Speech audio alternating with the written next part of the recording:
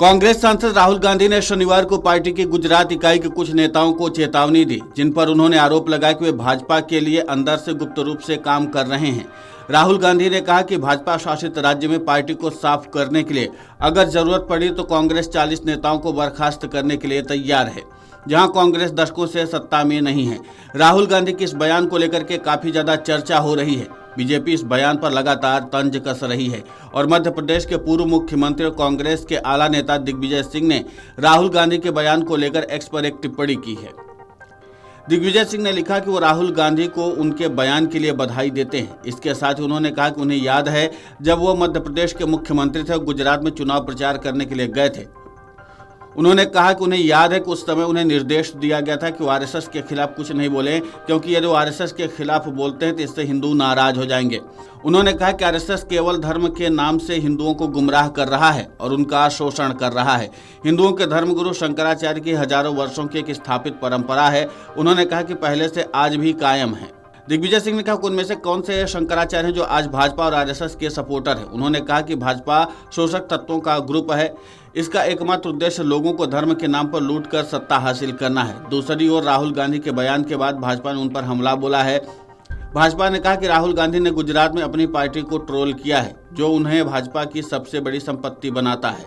भाजपा प्रवक्ता शहजाद पूनावाला ने राहुल गांधी पर कटाक्ष करते हुए उन्हें भाजपा की सबसे बड़ी संपत्ति बताया है। उन्होंने कहा कि उन्होंने खुद को और अपनी पार्टी को ट्रोल किया है। उन्होंने खुद को आईना दिखाने की कोशिश की। कितनी ईमानदार प्रतिक्रिया। उन्होंने कहा कि राहुल गांधी ने माना कि वे गुजरात में जीतने में असमर्थ हैं, रास्ता दिखाने में असमर्थ हैं। राहुल गांधी कहते हैं कि कुछ कांग्रेस के कार्यकर्ता रेस के घोड़ों की तरह हैं जिन्हें शादियों में नचाया जाता है, और कुछ शादी के घोड़ों की तरह हैं जिन्हें प्रतियोगिताओं में दौड़ाया जाता है। क्या आपकी पार्टी के कार्यकर्ता जानवर हैं? राहुल गांधी ने शनिवार को अहमदाबाद में एक कार्यक्रम को संबोधित करते हुए कहा था कि कांग्रेस में नेताओं की कोई कमी नहीं है। कांग्रेस में बब्बर शेर हैं, लेकिन शेरों के पीछे चेन लगी है, वो सब बंधे हुए हैं। आधे बीजेपी के लिए काम कर रहे हैं। राहुल ने कहा कि नेताओं को जनता से जुड़ने की जरूरत है। हमने भारत जोड़ो यात्रा में ये कर दिखाया है। हमारे नेताओं को जनता के पास जाने की जरूरत है। राहुल ने कहा कि अगर हमें सख्त कार्रवाई करनी पड़े, 30-40 लोगों को निकालना पड़े तो हमें निकाल देना चाहिए। अब जाहिर सी बात है कि जैसे ही राहुल गांधी का ये बयान सामने आया, बीजेपी ने इस बयान को हाथों हाथ लिया और इसके बाद राहुल गांधी से लेकर के तमाम नेताओं पर भी सवाल उठाना शुरू कर दिया है। लेकिन इन सबके बीच में दिग्विजय सिंह का जो बयान आया वो साफ तौर पर इस बात की ओर इशारा करता है कि अब एक बार फिर से जो राहुल गांधी का बयान है उसके नाते से कांग्रेस में अंदर तौर पर ही खटपट मच गई है।